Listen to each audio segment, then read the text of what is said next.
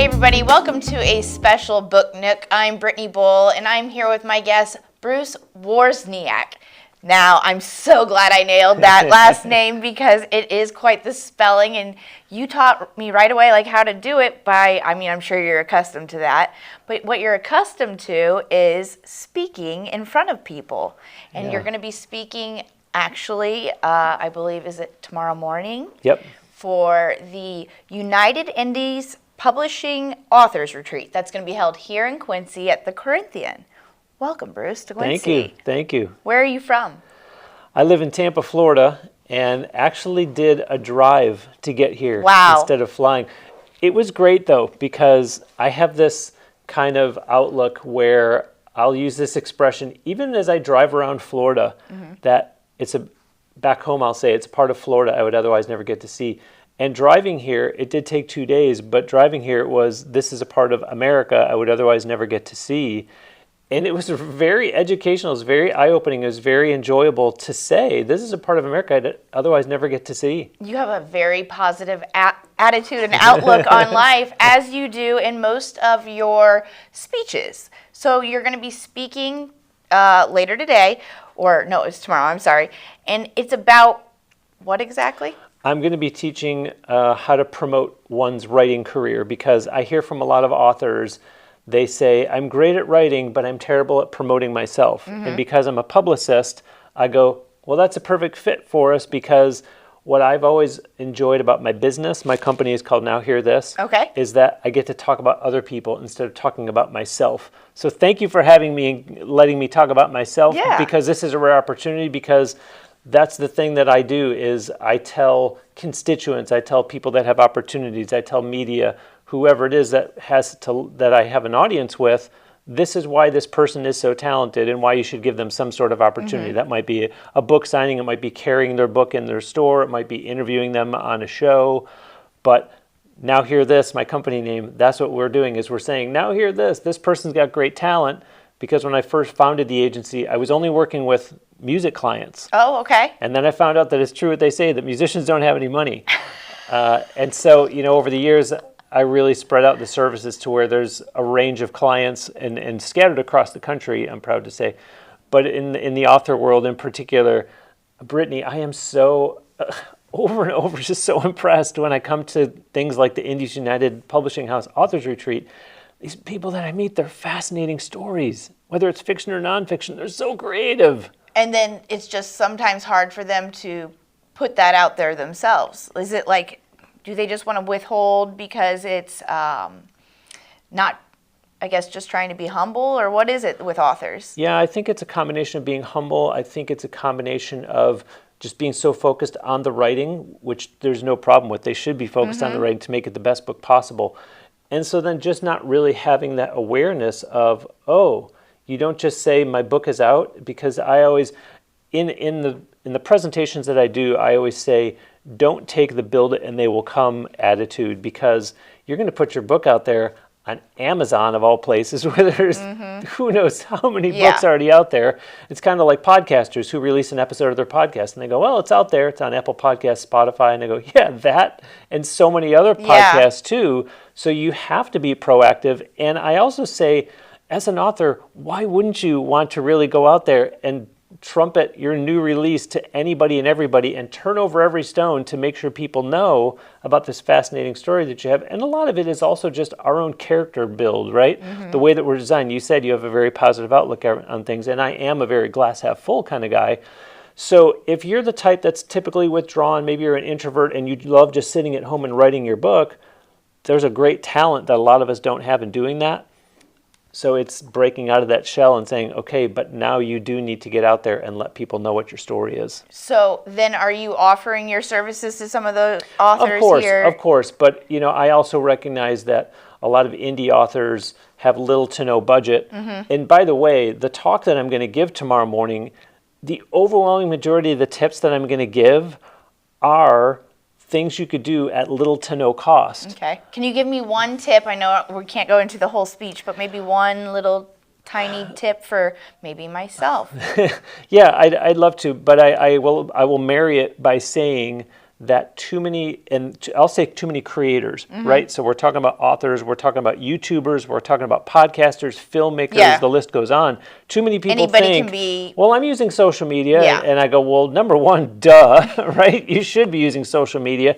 But by the way, like which social media? Because don't just say, I have an author Facebook page, because I'm going to go, yeah, you better. But what other platforms are you on? Well, what do you mean? Why aren't you on Twitter? Why aren't you on Instagram? And the list goes on. So I always like to say that, to quote Shania Twain, that don't impress me much. If you're on social media, of course, like you better be. There's a big problem if you're not. So then let's go beyond that. So I'll give you one that is a little off the beaten path, but I still love this tip anyways. There's this really valuable real estate that we all have that people overlook so much. And it meant so much to me that I did this presentation one time. And the next morning in the hotel lobby, somebody came up to me and said, Bruce, thank you for a presentation yesterday. I really enjoyed it. And she hung her head and she said, the one about the email signature, gosh, she said, that's so obvious. She said, and I'm not doing it though. So thank you for reminding us all. And so I say, you have to have a really robust email signature, because if you send this great pitch and at the end you say, thanks so much, Brittany, and you have nowhere for people to go, as opposed to if you look at mine, my email signature has the Now Hear This website address. It has links to our Facebook page, our Twitter, our YouTube channel, our LinkedIn. Then it says podcast. It has links to some of the major platforms that my podcast is on. And then it has my speaker website if you want to book me to speak somewhere. And if you're an author, I'm doing it wrong, right? too. Because here's what happens. A lot of authors will have, an at Gmail, an at Yahoo, an at AOL. So if you get this really great email from this Brittany person and you go, wow, like I want to find out more about her, and you didn't put a link in the body of your email, and my eyes drop down to the signature and it says, have a great day, Brittany. Then my eyes are going to go up to what is her email address, hoping that you have a branded email. Yeah. And you don't, because it's Gmail. People are so overwhelmed, right? If you think of media, if you think of bookstores, if you think of events that are being pitched, please have my client come and speak, that they're not going to say, let me stop everything I'm doing and go on the world's largest search engine and look for Brittany and see if I can find her. So if you have those things, we all have our own favorite pet platform, right? Like mine is Instagram. Instagram's my favorite. So if I look and I go, oh, Brittany has Instagram, boom, I'm going to go to your Instagram because you had it in your email signature. Okay. Or somebody might go, Bruce has a podcast? Oh, and it's on iHeartRadio? They're going to, for some reason, they like listening on iHeartRadio, so they're going to go there. But if I had none of that, they're going to go right on to the next email. Yeah, that is a really good tip, Bruce. Right now, mine Everybody's says, book is sales deputy. And it should, right? It should have your title, but you got to give them more. Yeah. Everyone's book is on Amazon. Everyone's book is on BarnesandNoble.com. It might be on BooksAMillion.com. It better be on Bookshop.org. So put all those links in there, and someone might go, oh, I love supporting independent bookstores. It's on Bookshop.org, boom, and they go there, as opposed to maybe I'll go and look up their book later. Okay. That is, like I said, it's a great tip. Okay, so you have been known for recent presentations in the past that were called Empowering Creatives to Be the Best Versions of Themselves and 5 Ways to Get Unstuck and Be More Productive and Happier. So I'm guessing, because I did read a little bit about your bio, and you did have a lot of life experiences where you had a series of life challenges, both with health and with your happiness. Did some of these last presentations have anything to do with life experience? Oh, 100%, 100%. And I don't mind sharing with your audience. Well, tell me a little bit about yourself. Yeah, I've had 2 open heart surgeries. I've had 2 strokes, an emotional divorce, a motorcycle accident. As we sit here right now, I've been in chronic atrial fibrillation for 25 years, and I'm too far gone. There's nothing more they can do about it at this point. They've tried everything from cardioversions to ablations to a medication so strong that they have to admit you to the hospital to start you on it and watch it for a few days. And they've done procedures where I'm down in the procedure room and they go, we got him back in a normal rhythm. They get me back to my room and my heart is already back in atrial fibrillation. But yet you see the glass as I see the glass half full because I'm blessed to have these amazing doctors that have taken great care of me. I'm so fortunate that had I not told you any of this, you'd be caught off guard if I told you. You'd go, you look perfectly healthy to me. So I think it has given me a new lease on life. I mean, to be laying on the street in Daytona Beach with my motorcycle on top of me, and someone picks it up off of my leg and they take me to the emergency room, and I had a concussion and a broken ankle, and be able to walk around perfectly fine today, that tells me that the Lord must have special plans for me, that He's helped me, withstand all these things. So why not share that with other people? Because look, we're all living in tough times, that we're stuck in this place where we do like to post about, my book is #1 on Barnes & Noble in this category, or I just did this great book signing over here, and little do you know that person is going through something so challenging in their personal life that they're choking back the tears in the parking lot before they go, okay, I got to get cleaned up now and go into Barnes & Noble and do this book signing. So I want to help people to say, all right, look, it's affecting your work, it's affecting your personal life. Like, let's work on some of that stuff. And for like corporations to have me come and speak to their employees and go, like, I can't have my staff be falling apart, back at their cubicle, back in their offices. Like, we need a productive workforce, and we want people to be happy working here. Yeah. These are things that people need to hear. I'm all about things like helping authors. I'm all about, practical strategies. I don't like when speakers go and just kind of do these flowery themes that are very kind of general, where it's supposed to kind of like pump you up, but you still walk out and you go, okay, but I still have this huge medical debt that is hanging over me. Like, give me something I can do to go home and feel better about, I can do this, That is just what you said about the breaking down. And I think, like you said, everyone experiences that. And I think everyone could use a chance or an opportunity to hear you speak, especially on that. But tomorrow speaking is for, like we were talking about, creative authors. Like, we don't always have to do just authors. You said musicians, people just trying to promote themselves. And will they have the opportunity to hear you speak tomorrow? Is that open to the public? Oh, yeah. Come on over to the Corinthian. I'm speaking at 9:30, but there's other great workshops that are going to be part of this too. This is a 2-day event. It's going on today and tomorrow, and it's open to the public for the most part, especially with the workshops, but some of the things are designated for just the authors. Right. But we encourage you to go check that out at the Corinthian. Is that free to the public? Workshops are. The workshop is free to the public. I just got that confirmed. So yeah, that sounds like a very interesting opportunity.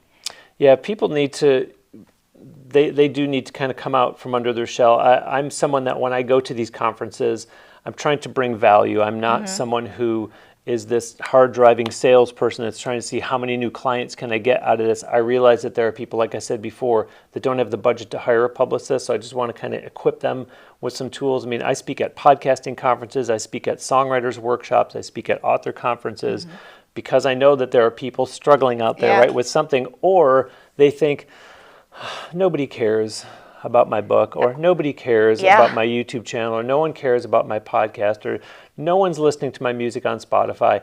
And don't get me started on that, because there's a whole road that I go down. Sometimes I'll do this in my blog every Monday on the Now Hear This website, where I'll say, like, here are ways to lift yourself up and say, people do care. Like, people are listening. There are metrics out there. I had a podcaster say to me one time, no one listens to my show anymore. I think I'm going to stop. And I said, how do you know no one listens to your show? And this translates across, right, music or filmmaking or whatever it is, your books.